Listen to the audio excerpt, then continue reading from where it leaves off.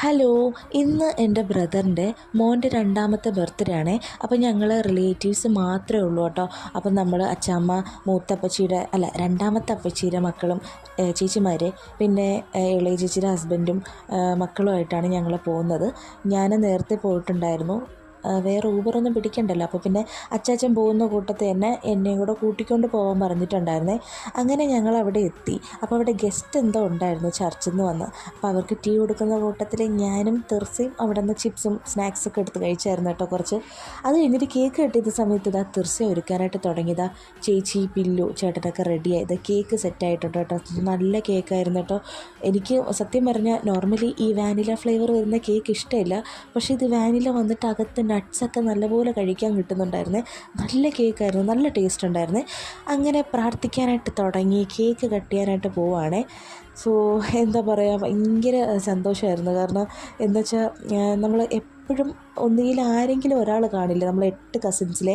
പക്ഷേ ഇന്ന് നമ്മൾ 8 പേരും ഉണ്ടായിരുന്നു കേട്ടോ.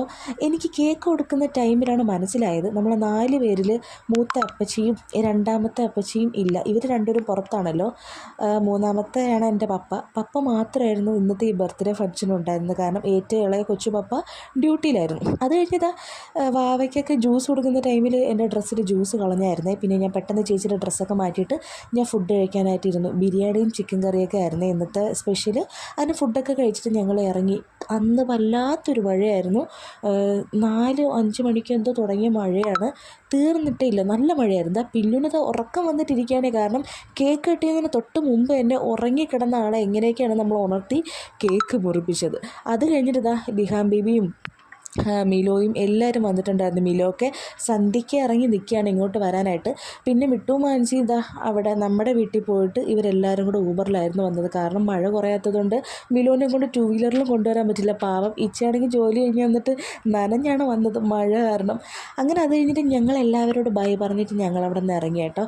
എന്നെ തിരിച്ച് അച്ഛൻ വീട്ടിൽ തന്നെ ആക്കിയിട്ടുണ്ടായിരുന്നേ.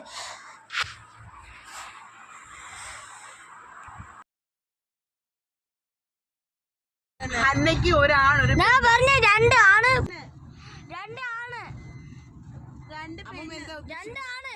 നിങ്ങൾ പറയും പോലെ തന്നെ ഒരാണ് ഒരു പെണ്ണ്. പിന്നെ കാറിൽ നിന്ന് അച്ചാമ്മയും ചേച്ചിയും ബേബി ബോയും ബേബി ഗേൾ എന്നൊക്കെ പറയുന്ന കാര്യം ചേച്ചിയെടുത്ത് പറഞ്ഞായിരുന്നേ. അത് കഴിഞ്ഞിതാ ബ്രദറും അനിയത്തിയും വന്നിട്ടുണ്ടായിരുന്നു. മഴ ഒട്ടും കുറയാത്തതുകൊണ്ട് അവർ മഴ കുറഞ്ഞിട്ട് പോകാമെന്നുള്ള രീതിയിൽ ഇരുന്നതാണ്. പക്ഷേ മഴ കുറയാത്തത് കാരണം ഇന്ന് ഇവരിവിടെ സ്റ്റേ ആയിരുന്നു കേട്ടോ. അങ്ങനെ നമ്മൾ കുറച്ച് സംസാരിച്ചിട്ട് ഫ്രൂട്ട്സും ജ്യൂസും അത് ഇതൊക്കെ കഴിച്ചിട്ട് ഞങ്ങളൊക്കെ കിടന്നുറങ്ങി. അവർ വെളുപ്പിനായിരുന്നു പോയിട്ടുണ്ടായിരുന്നത്. അപ്പോൾ ഇത്രയേ ഉള്ളൂ. See with another video. Tata.